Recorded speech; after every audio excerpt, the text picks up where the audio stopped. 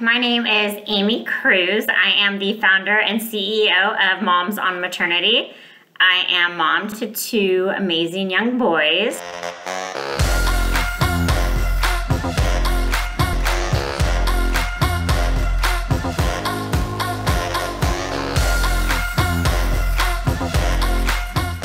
Let's talk mom friends. How do you make mom friends? So I started Moms on Maternity 4 years ago because I did want to find more mom friends. Specifically at the time, I was looking for other women who were holding down careers and also raising babies. I mean, it was great, and I met some amazing women that I do call friends. You know, prior to that, my friends really, a lot of them maybe weren't having kids or weren't local. My friends from growing up, who I'm still close with, friends from high school, college, and my husband or ex-husband's guy friends, like their wives, you know, were some of my super good friends. The best thing about friendship, real friendship, is you don't have to talk often. And when you do talk again, it's like you didn't skip a beat. Like real friends, they're in your heart. They're there forever.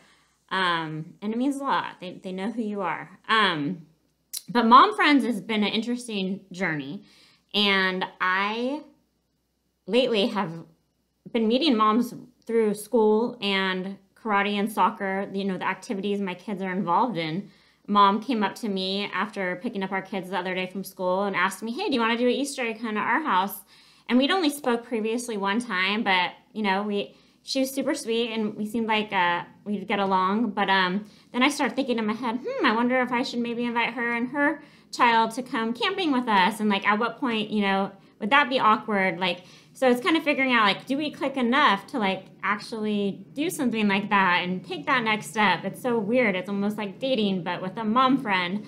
And then, there's women in my community that I've really found to be amazing, that I consider friends. And it's really awesome to stay in touch with them on social media. I do think that social media has a big role in terms of building that connection so that you can kind of see if you vibe.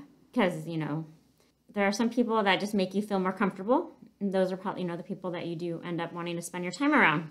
And it's awesome if they have kids the same age as yours, because, having play dates for our kids is so important. So it's been a weird year. I totally did not have play dates last year. I really want to start having them again. I just want to see my kids interacting with other kids at, our house. I remember those were some of my best memories growing up, is playing with other kids while I was a kid at my house or at their house. And then having, the parents that you can vibe with would just add to it. So reach out, strike up the conversation at, your kids' sports activities or at school. You'll know, I think, when it's time to exchange numbers and click. And should be fun, and hopefully again we'll start having some events again as things start to get back to normal, it looks like, with the vaccine and just some of things opening up again. Okay, thanks.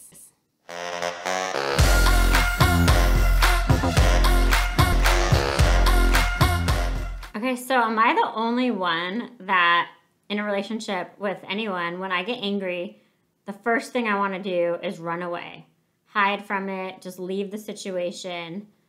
I know that's totally unhealthy, and it's something I need to work on, but I have found myself at times when I get angry just kind of hitting even the block button on social media or something as silly as that, which is a huge overreaction. I've been blocked by other people who I'm sure I've affected in that same way. And ultimately, I think that the people we care about the most are the ones that can affect us at that level where you just want to block them or ignore them. Because for some reason there's something hurting you in that relationship, and you don't know how to express it in the right way. So I guess I'm just, talking today about how to deal with our kind of anger in a healthy way in a relationship. And I definitely have found that time away from the situation generally brings clarity. And if, you need to ignore someone or block someone because that's what you need to do, hopefully the other person doesn't take it personally. I think, one of the best words of wisdom, the 4 agreements, be impeccable with your word, Don't take anything personally. What people do is because of them. It has nothing to do with you. And the other two are always try your best and don't make assumptions. But anyway, I guess this is just a public service announcement for all of us to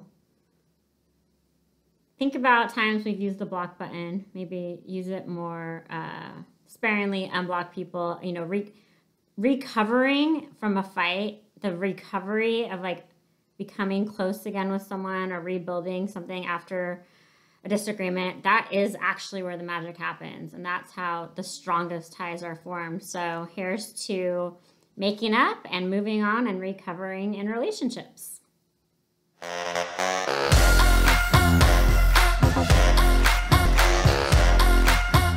Okay, hey guys. So I want to talk about something I did this month around community organization. That was really fun and successful. So I've been wanting to improve or even get to a baseline level of the ability to speak Spanish. You know, we're in San Diego.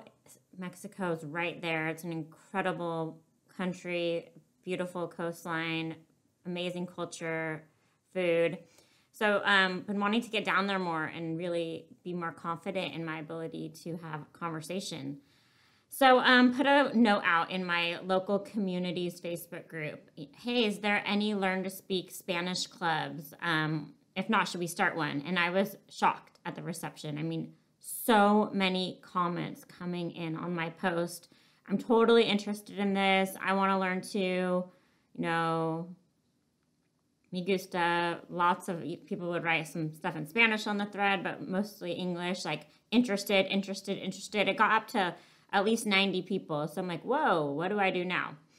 Especially given current times. And then I got an email from a venue that has experience offering kind of socially distant safe events here. And they're like, hey, we saw your post in the community group. We would love to host the event, host the new Spanish club. So I met with them and we designed a pretty awesome experience. And the first meeting was last night.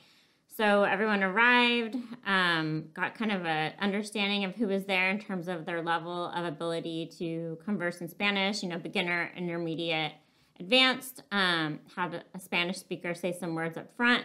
And then we broke off into mini groups, and each group had like a simulation. So one group was at an art gallery. One group was kind of at your friend's house on the couch.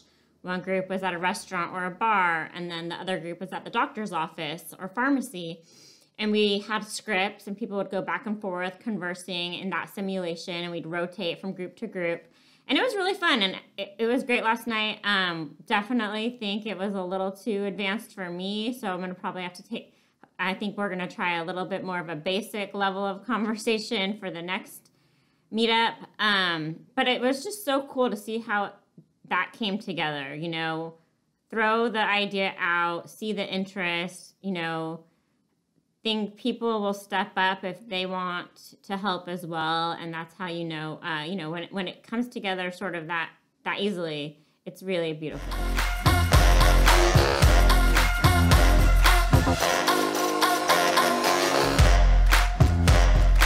For more, please visit www.momsofmaternity.com.